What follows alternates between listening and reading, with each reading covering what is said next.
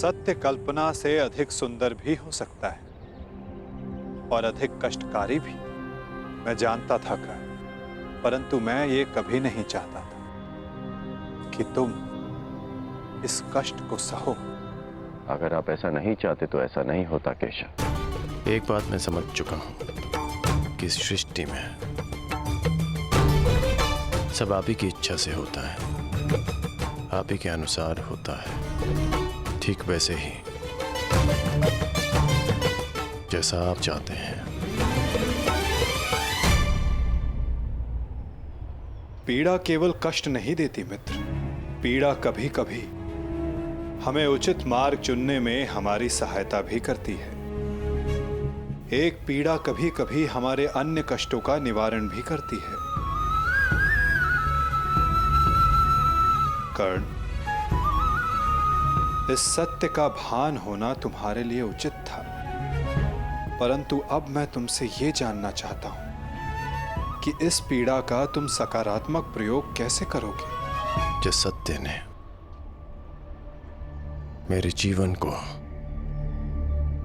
मेरे विश्वास को नकारात्मकता से भर दिया, उसमें क्या सकारात्मकता केशव? उसमें क्या भलाई दिख रही है आपको? क्यों? क्या ये उचित नहीं कि अब तुम स्वयं को सूद समझने की पीड़ा से मुक्त हो गए हो? कि तुम्हें अब अपना वंश क्या, कि अब तुम पूरे मन से, पूरे अधिकार से किसी भी क्षत्रिय के समक्ष जाकर अपना अधिकार मांग सकते हो? क्या ये उचित नहीं कर कि अब तुम्हें ज्ञात हो गया है कि मैं क्यों तुम्हें पांडवों के पक्ष में आने के लिए सुझाव देता रहा?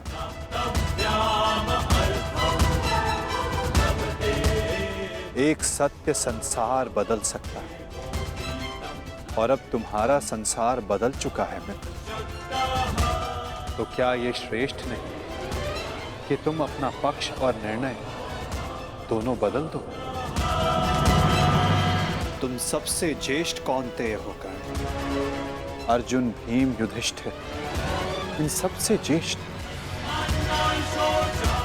और मुझे ये मानने में कोई संकोच नहीं कि तुम अर्जुन से अधिक श्रेष्ठ हो, परंतु ये दो शक्ति, ये दो भाई विपक्ष में क्यों मित्र? यदि तुम और अर्जुन एक पक्ष में हो गए तो सृष्टि की कोई भी शक्ति तुम दोनों के समक्ष छोटी पड़ जाएगी।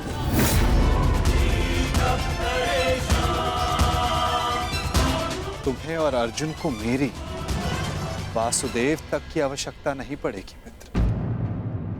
युधिष्ठिर तुम्हारा अनुज होगा और बाकी शेष पांडव भी। तनिक सोचो, जो परिवर्तन तुम अंगराज बनकर ना ला सके, वो परिवर्तन तुम हस्तिनापुर के सम्राट बनकर ला पाओ। सूर्य पुत्र कौन्तेय सम्राट कर्ण, जो संसार को एक प्रकाशमान युग की ओर ले जा सकता है।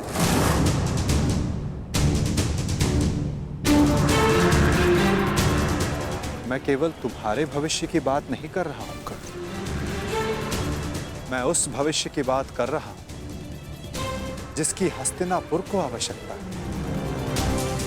इस संसार को, इस मानवता को आवश्यकता है, और यही सबके हित में है मित्र।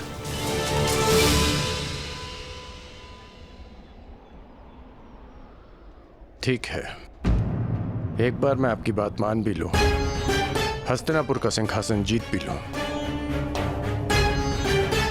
परंतु क्या मैं प्रजा के मन में सम्मान जीत पाऊंगा? नहीं। सूत पुत्र कहलाकर जितना अपमान सहा, सूर्य पुत्र बनकर उससे कहीं अधिक अपमान होगा मेरा। जिस हस्तिनापुर, जिस संसार की बात आप कर रहे हैं, वो वो मेरे विषय में सोचेंगे कि कितना अवसरवादी निकला मैं, कि राज्य का लालच पाते ही मैंने अपना पक्ष बदल डाला। मनुष्य का पक्ष, उसका विश्वास, उसका ईश्वर होता है।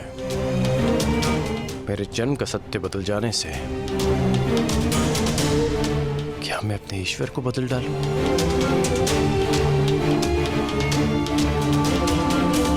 और अर्जुन, क्या ये उस महान धनुर्धारी का अपमान नहीं होगा? और युधिष्ठिर, जिसने 13 वर्ष वन में काटे, क्या ये उसके अधिकार का हनन नहीं होगा? और दुर्योधन का क्या?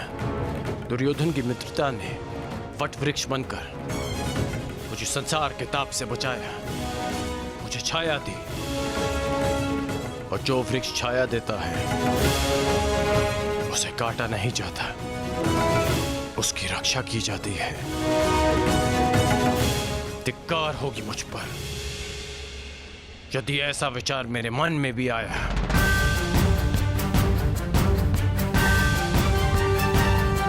मैंने आपसे पहले भी कहा है कि मैं जन्म में नहीं, कर्म में विश्वास रखता हूं। मैं कुल, वंश, जाति में नहीं, कौशल और पुरुषार्थ में विश्वास रखता हूं।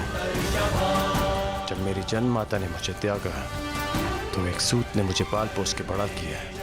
जब कुल और वंश ने मुझे फेंक दिया तब मेरे कौशल ने मुझे उभारा। जब मेरे संबंधियों ने मुझे पहचानने से अस्वीकार कर दिया तब दुर्योधन की मित्रता ने मुझे संभाला। सच कहूं तो आज मैं पहले से भी कहीं अधिक दुर्योधन का ऋणी हो गया हूं। और आप कह रहे हैं कि मैं अपना पक्ष बदल लूं?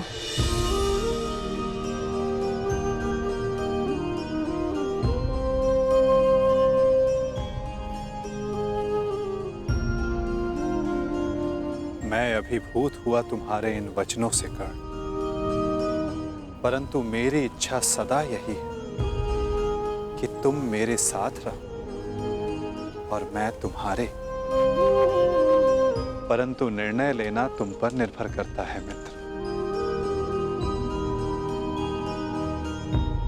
तो बताओ कर्ण, तुम्हारा अंतिम निर्णय क्या है? तुम्हारे नए परिचय का, इस सत्य के भान का क्या निष्कर्ष है?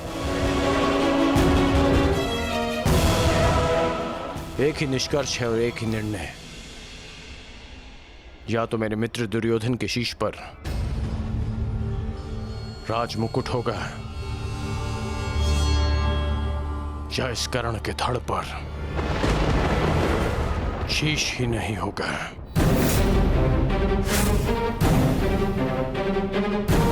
इसके अतिरिक्त और कुछ संभव नहीं है केशव।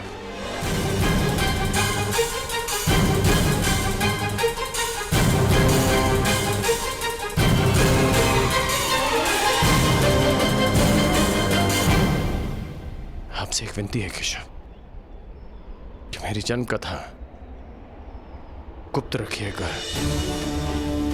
यदि युधिष्ठिर को इसका ज्ञान हुआ तो वो सिंहासन को ठुकरा देगा, और यदि उसने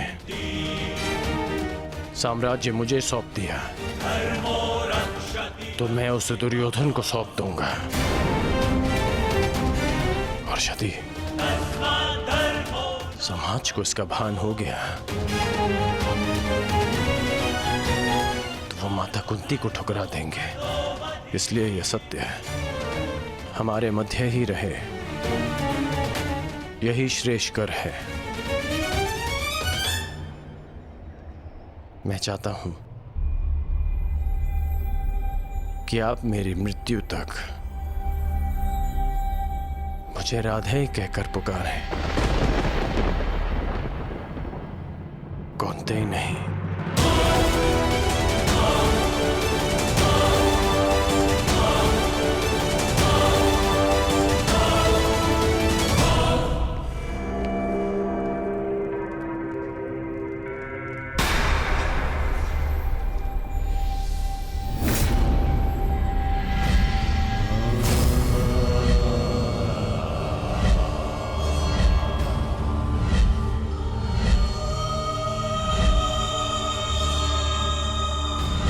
यही तुम्हारा भविष्य है, यही तुम्हारा प्रारब्ध, यही अंत है कुरुवंश का।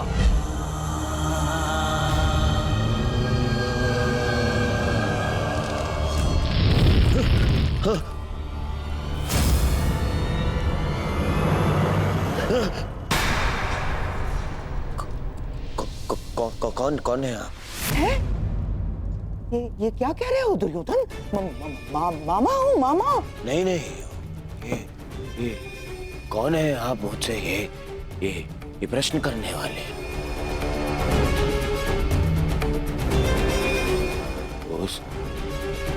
उस छली ने, उस मायावी ने, ये देखिए, ये माया कर गया है मुझ पे। एक भ्रम जाल में फंसा गया है मुझे। दुर्योधन को भयभीत कर गया है वो। और आप भी वहीं थे, हाँ? आपने क्या किया? अब खड़े खड़े मेरा अपमान देखते रहे। देखो दुर्योधन, तुम भूल रहे हो, वो मैं ही था जिसने उस वासुदेव को बंदी बनाने की योजना बनाई थी। मैं ही था वो। वही तो। देखो, क्रोध करने का समय नहीं है ये, और तुम्हारा ये क्रोध मुझ पर बाद में करना, समझ गए? पहले इस बात से अवगत हो जाओ कि हस्तिनापुर में क्या घटित हो रहा है।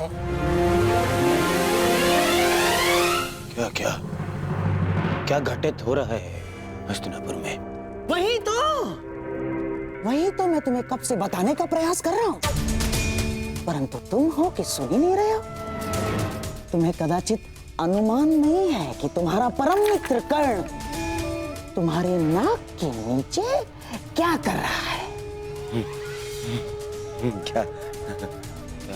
क्या कर रहा है मेरा मित्र? जब तुम उस वासुदेव के माया के भ्रम के पश्चात स्वयं को संभालने का प्रयास कर रहे थे, तब सभा से वासुदेव के साथ कर्ण ने भी प्रस्थान किया था। दुर्योधन, दोनों साथ थे। दोनों साथ थे। हाँ, और केवल इतना ही नहीं दुर्योधन, तुम्हारे शत्रुओं की माता कुंती के साथ तुम्हारे परम मित्र कर्ण ने बहुत समय व्यतीत किया, बहुत। कहीं ऐसा तो नहीं दुर्योधन कि उस छलिए वासुदेव की माया में फंसकर कर्ण पांडवों के पक्ष में? ऐसा हो सकता है ना दुर्योधन? नहीं, ऐसा नहीं हो सकता। ना, हो सकता है। नहीं, मुझे कर्ण से मिलना है। इसे शाल मिलना है कर्ण से।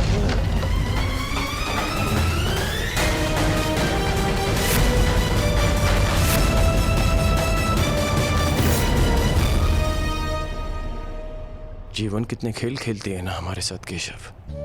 जीवन भर जिसका वध करना चाहा, जिसे युद्ध में हराना चाहा, जिसका मान मर्दन करना चाहा, आज ज्ञात हुआ कि वो मेरा ही अनुज है। मैं अपने ही अनुज पर आक्रमण कैसे कर पाऊंगा? उस पर बाण संधान कैसे करूंगा मैं? और यदि ऐसा नहीं करता तो वो उस मित्र के साथ विश्वासघात होगा जो मेरे विश्वास पर ये युद्ध लड़ रहा है।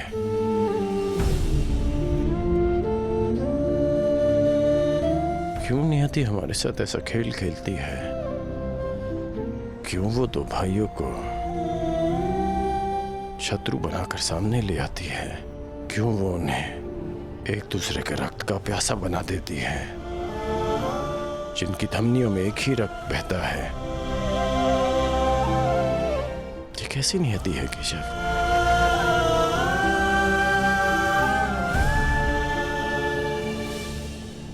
ये नियति नहीं मित्र, ये चुनौती है, ये एक परीक्षा है, या ये कहो स्वयं को सिद्ध करने का अवसर है।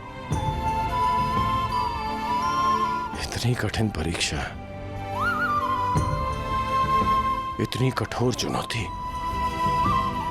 इतना पीड़ादायक अवसर।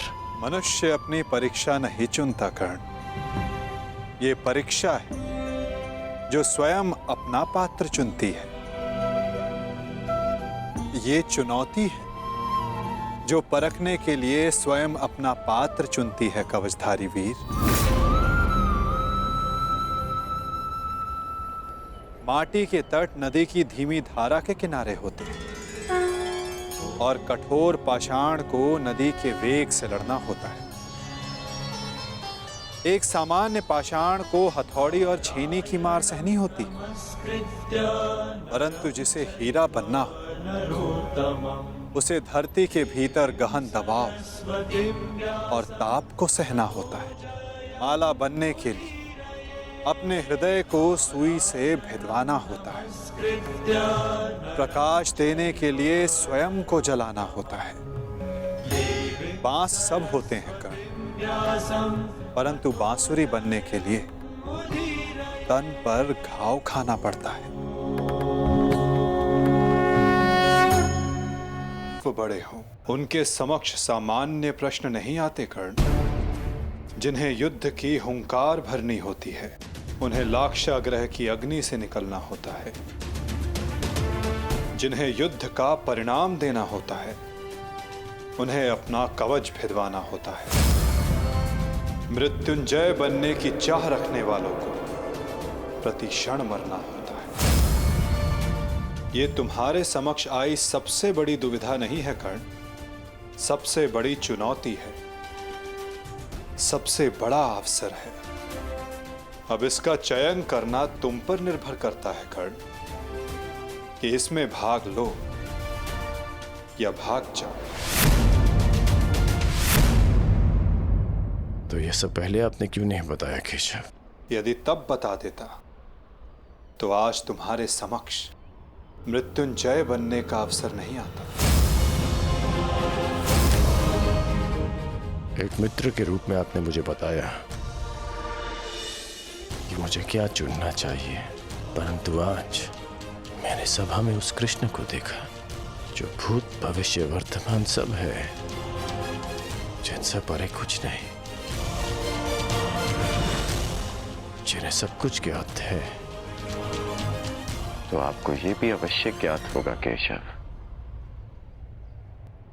कि आपका ये मित्र कठिनाइयों से कभी नहीं भागता,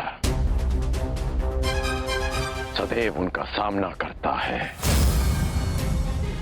अब कदाचित हमारी भेंट युद्ध भूमि में होगी।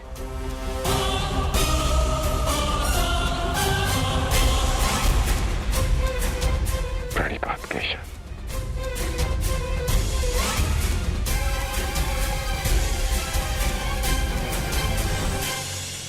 मैं अत्यधिक प्रसन्न हूं कि तुम मेरे मित्र।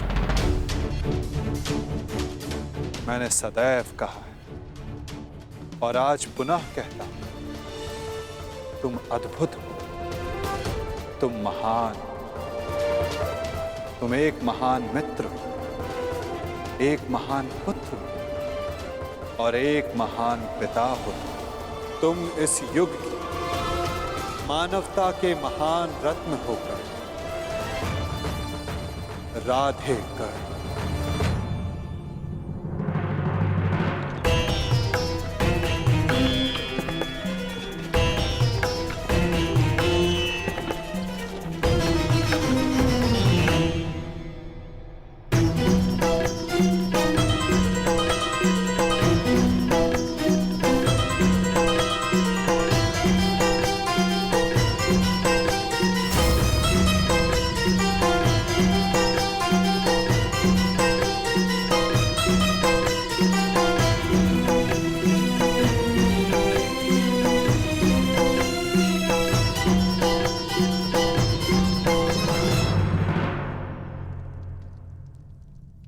तो ठीक है, युद्ध को चुना है कौरवों ने और आज पहली बार मैं उस दुर्योधन के प्रति कृतज्ञ हूं,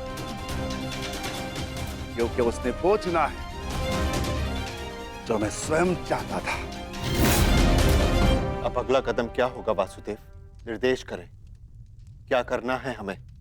कुरुक्षेत्र।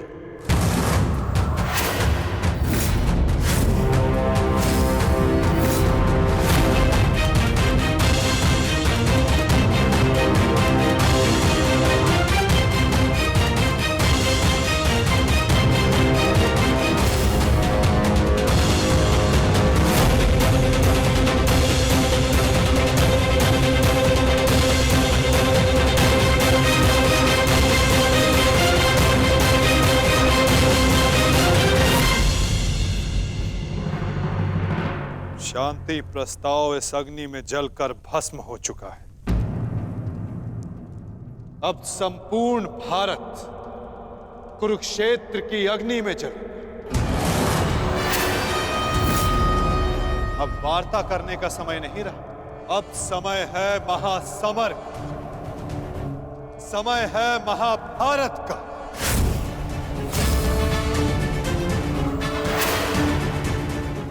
अब जीवित रहना है तो विजयी होकर या फिर मृत्यु का आलिंगन करना।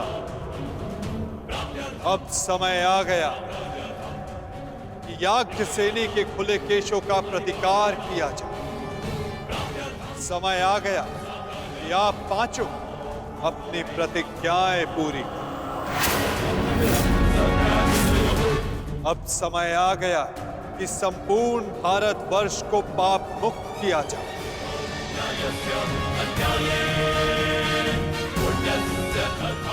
और युधिष्ठिर के नेतृत्व में धर्म की स्थापना, युद्ध का स्थान नियुक्त हो चुका है। युधिष्ठिर, अब क्या करना है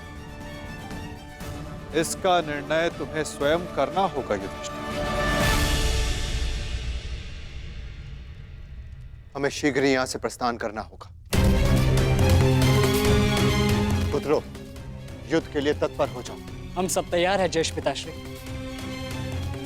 युद्ध की तिथि की प्रतीक्षा करने की आवश्यकता भी नहीं, हम युद्ध अभी करेंगे। ठहरो, हम सभी लोग यहां से एक साथ प्रस्थान नहीं कर सकते, क्योंकि विराट राज्य की सुरक्षा के लिए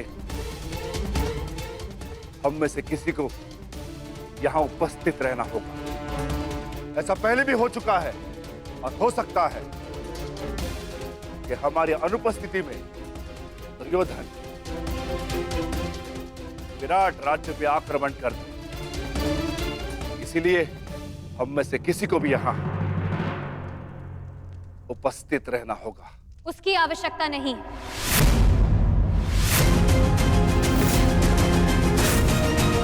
यहां कोई नहीं रहेगा, हम सभी एक साथ चलें।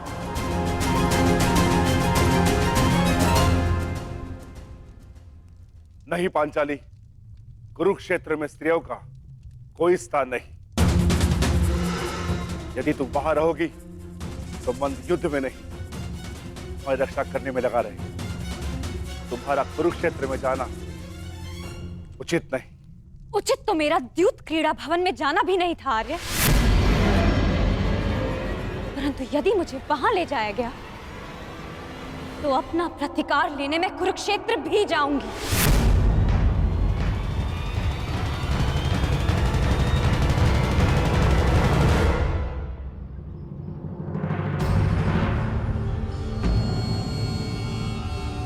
कल रात्रि ही तो आए हो पुत्र, अभी जा रहे? कुछ दिन रुक जाओ। नहीं माता, मुझे हस्तिनापुर जाना होगा। युवराज दुर्योधन को कुछ बताना आवश्यक है। क्या कारण? वही जो वो नहीं जानते, मेरा अतीत।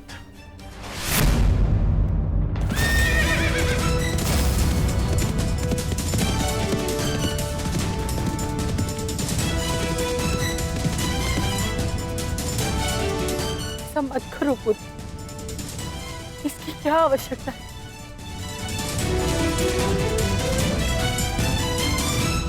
आवश्यकता है माता, आवश्यकता है। आपके लिए ये जानना आवश्यक है कि ये कर्ण केवल आपका पुत्र है। मैं सदा राधे था और सदा राधे ही रहूंगा। और युवराज दुर्योधन के लिए ये जानना आवश्यक है कि जिस कर्ण को उन्होंने पांडवों के विरुद्ध सबसे घातक अस्त्र समझा था, वो कर्ण पांडवों का ही ज्येष्ठ है।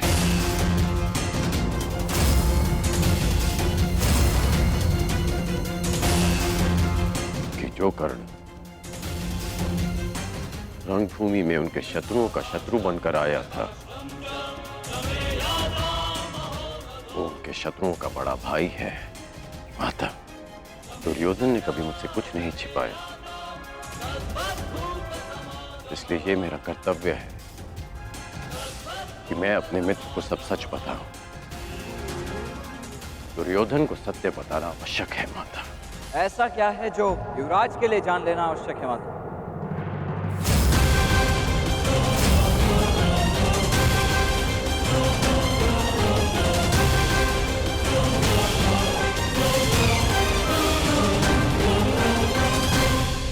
कुछ नहीं वृषेण, तुम्हारे पिता युवराज को ये बताना चाहते हैं कि इस युद्ध में तुम उनकी ओर से भाग लोगे।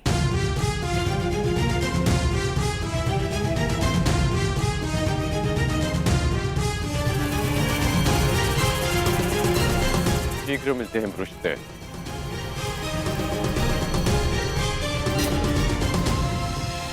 प्रणिपात माता।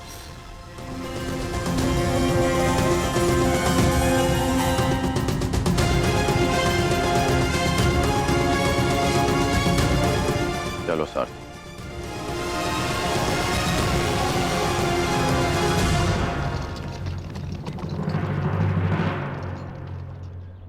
सखी उचित कह रही है विकोदर। यदि हम सबको विजय पानी है, तो हम सबका वहां रहना अनिवार्य है। परंतु वासुदेव, पांचाली के सारे विचारों को सुनने के पश्चात ही निर्णय लेना विकोदर।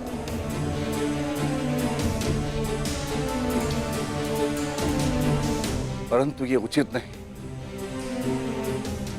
पांचाली, तुम कुरुक्षेत्र क्यों जाना चाहती हो? क्योंकि आर्य, यदि हम सभी वहां उपस्थित होंगे तो एक दूसरे की सहायता कर सकते हैं।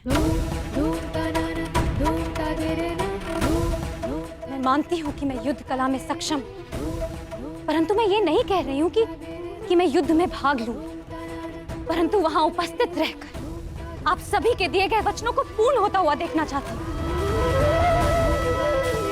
मैं वहां इसलिए जाना चाहती हूं कि जब उस दुशासन की छाती से रक्त बहे तो मैं अपने केशों को धोने के लिए सज्ज रहूं।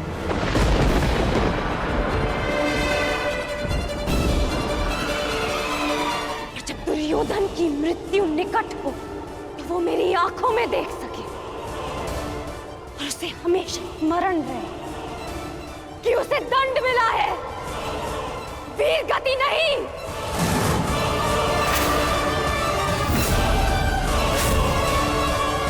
क्या आप अब भी यही चाहते हैं कि मैं कुरुक्षेत्र ना जाऊं?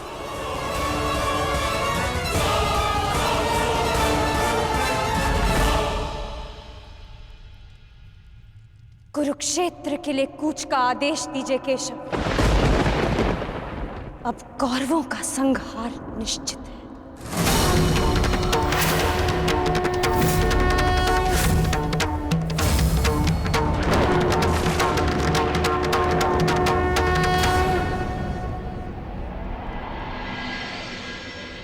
ये कैसा चक्रवात है? मेरे मन में बुरे विचार आ रहे हैं।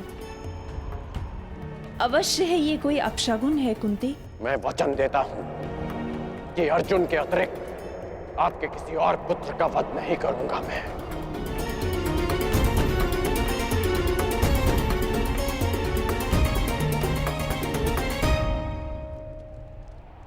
अब और नहीं। मुझे सत्य बताना ही होगा। सत्य? कैसा सत्य?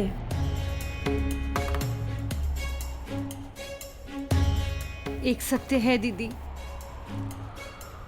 जो मुझे आपके समक्ष स्वीकारना है। एक ऐसा सत्य जो मैंने आप सबसे छिपाया है। कैसा सत्य? परंतु स्मरण है वो मंत्र जो मैंने दुर्वासा ऋषि से सीखा था? हाँ, मुझे स्मरण है, परंतु आज अचानक उसकी बात क्यों ले बैठी?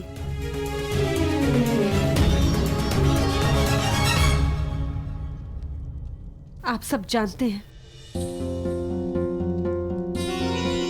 आर्य पांडु के निर्देश पर मैंने और माधुरी ने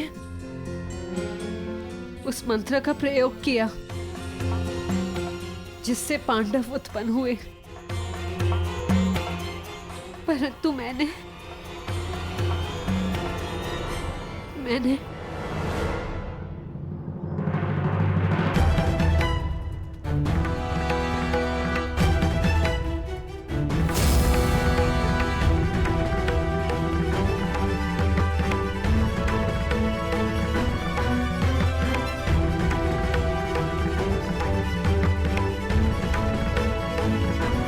कर्ण यहाँ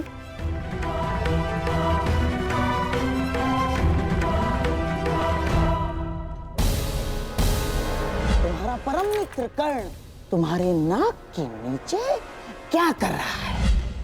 तुम्हारे शत्रुओं की माता कुंती के साथ तुम्हारे परम मित्र कर्ण ने बहुत समय व्यतीत किया, बहुत।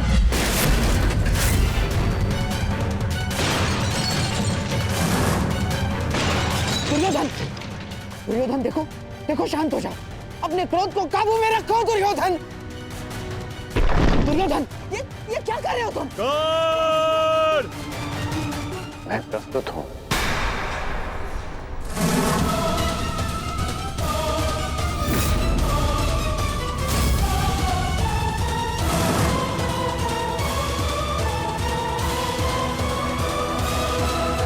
मैं तुमसे कुछ पूछना चाहता हूँ कर्ण। मैं भी तुम्हें कुछ बताना चाहता हूं। मेरी परिस्थितियां बदल गई हैं, समीकरण बदल गए हैं, पहचान बदल गई। ठीक कहा तुमने, ठीक कहा तुम।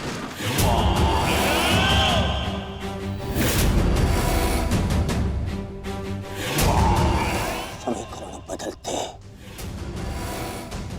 देख सकता हूं मैं तुम्हें ये बताना चाहता हूं कि मैं यही ना कि तुम कृतज्ञ निकले, कायर निकले, चलिए निकले।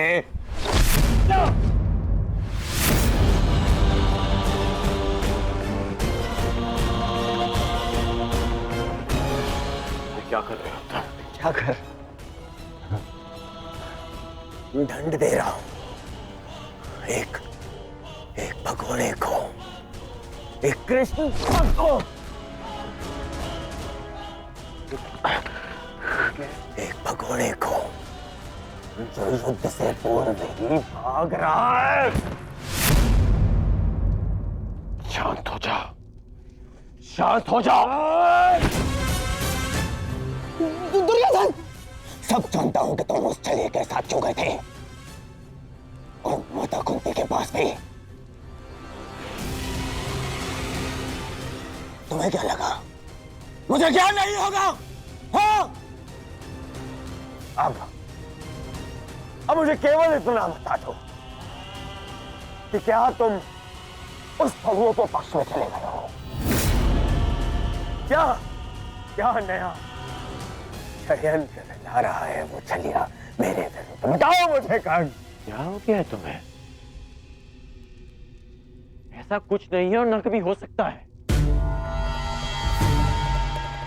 मैं अपने मित्र का साथ छोड़कर कभी नहीं जाऊंगा। झूठ! झूठ बोल रहा है ये दुर्योधन, ये झूठ बोल रहा है। मैं झूठ नहीं बोल रहा हूं, और आपने फिर से षड्यंत्र रचना शुरू कर दिया गांधार राज। हाँ तो बताओ मुझे, क्या वार्ता करने गए थे तुम उन पांडवों की माता के साथ? मित्र, मैं बताती हूँ दुर्योधन।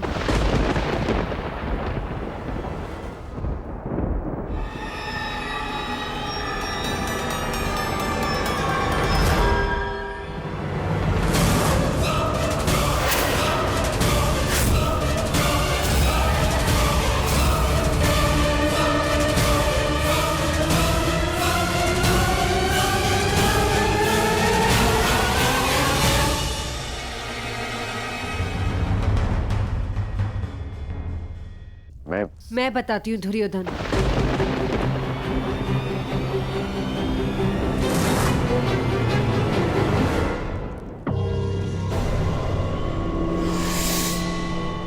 अब तो माता कुंती भी है ही। तो बताओ मुझे कर्ण, मेरी शत्रुओं की माता ने क्या योजना बनाई है? क्या क्या क्या षड्यंत्र रचा है?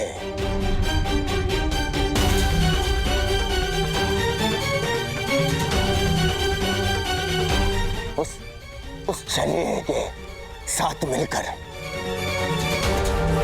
बोलो, बताओ मुझे कर्ण, क्योंकि इतना तो निश्चित है कि मेरी शत्रुओं की माता ने जो भी योजना बनाई होगी वो मेरे लिए शुभ नहीं होगी। बताओ मित्र, बोलो।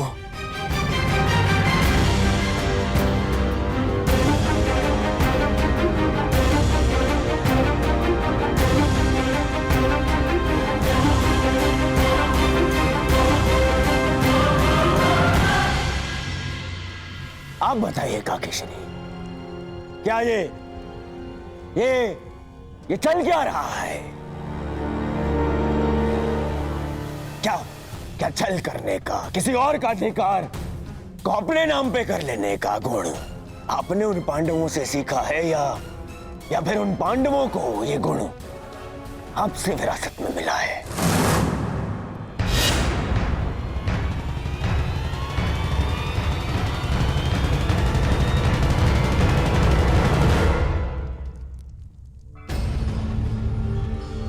नहीं नहीं।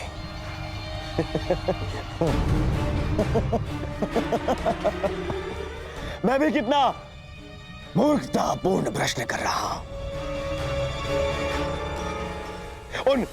उन पांडवों ने छल करना तो आप ही से सीखा होगा। आपने भी तो वही किया, छल किया आपने अपने पति के साथ, अपने कुल के साथ। जिन्हें संसार पांडु पुत्र मानता है वो तो पांडु के पुत्र है ही नहीं।